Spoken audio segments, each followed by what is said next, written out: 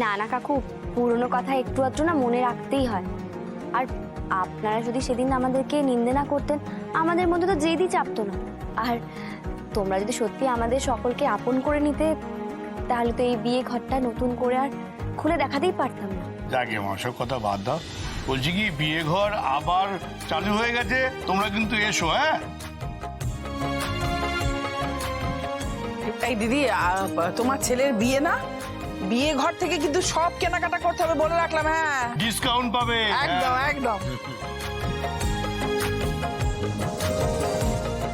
তোমরা যদি সেই কথা শোনানোর জন্য দুঃখিত হয়েই থাকো, তাহলে ছাড়টার নেওয়ার দরকার নেই, আমরা কিছু মনে করব না।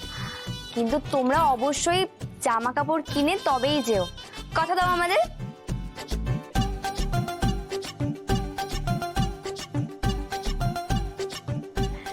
আচ্ছা, 1 মিনিট, চামেলি একটু আমার সাথে এসো তো।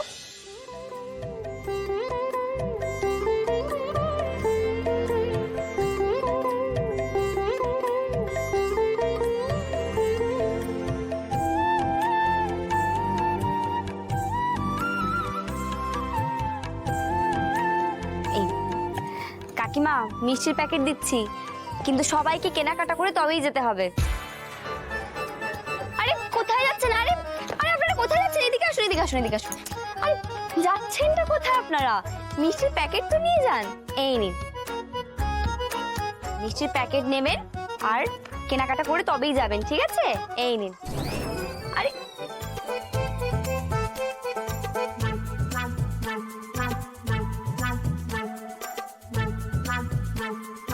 তোমরা সবাই আমাকে দুষ্টু বলো, তাই তো? কিন্তু এই ঘটক দিদি না আমাকে বলে বলে তসগোল দিতে পারে কি? হ্যাঁ,